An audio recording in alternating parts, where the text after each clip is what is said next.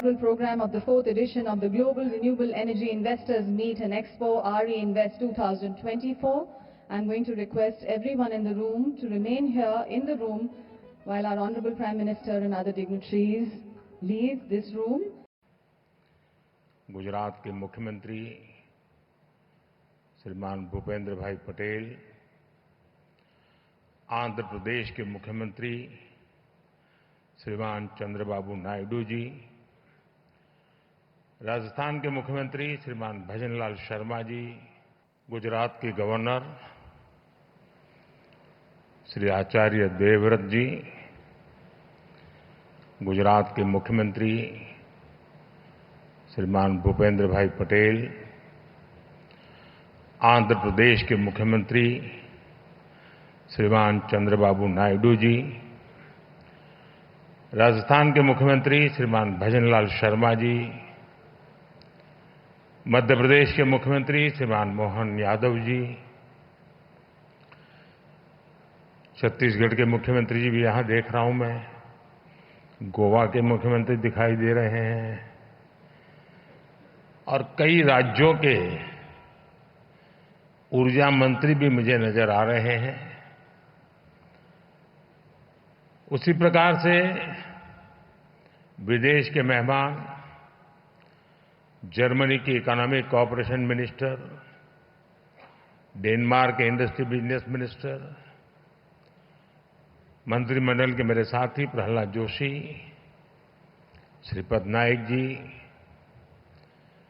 और दुनिया के कई देशों से आए हुए सभी डेलीगेट्स, देवी और सज्जनों, दुनिया के अनेक देशों से पधारे हुए सभी साथियों का वेलकम करता हूं, उनका अभिनंदन करता हूं। ये री इन्वेस्ट कॉन्फ्रेंस का 4th एडिशन है। मुझे पूरा विश्वास है आने वाले 3 दिनों तक यहां एनर्जी के फ्यूचर, टेक्नोलॉजी और पॉलिसीज पर सीरियस डिस्कशन होगा। यहां हमारे सीनियर मोस्ट सारे चीफ मिनिस्टर्स भी हमारे बीच हैं। उनका अपना भी इस क्षेत्र में बहुत अनुभव है। इन चर्चाओं में हमें उनका भी मूल्यवान मार्गदर्शन मिलने वाला है। इस कॉन्फ्रेंस से हम जो एक दूसरे से सीखेंगे वो पूरी ह्यूमैनिटी की भलाई के काम आएगा। मेरी शुभकामनाएं आप सबके साथ हैं। फ्रेंड्स, आप सभी जानते हैं कि भारत की जनता ने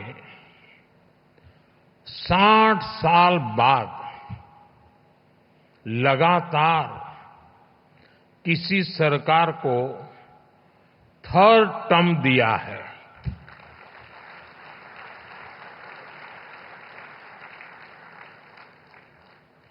हमारी सरकार को मिले 3rd टर्म के पीछे भारत की बहुत बड़ी एस्पिरेशंस है। आज 140 करोड़ भारतवासियों को भरोसा है, भारत के युवाओं को भरोसा है,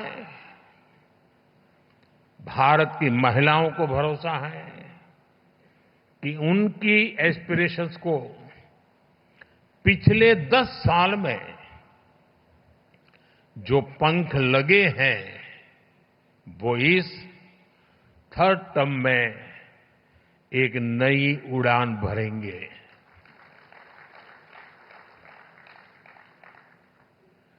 देश के गरीब, दलित, पीड़ित, शोषित, वंचित को भरोसा है कि हमारा 3rd टर्म उसके गरिमापूर्ण जीवन जीने की गारंटी बनेगा।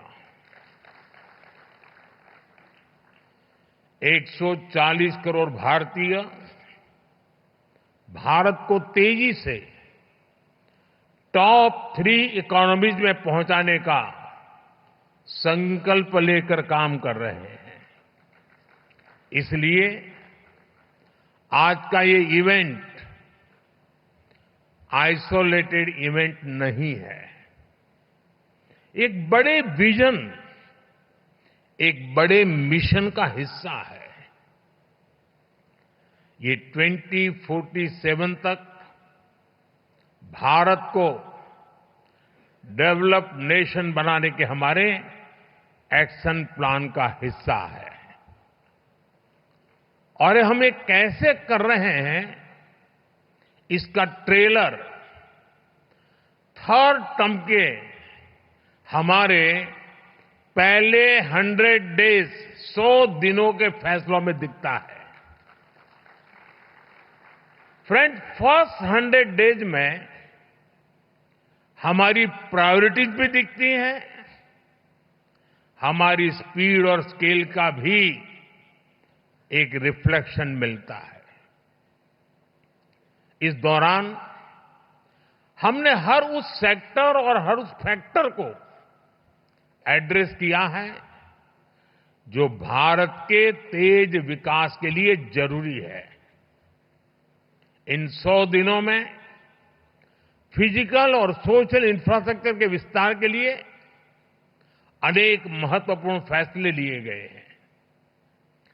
हमारे विदेशी अतिथियों को ये जानकर हैरानी होगी कि भारत में हम 700 मिलियन यानी 7 करोड़ घर बना रहे हैं।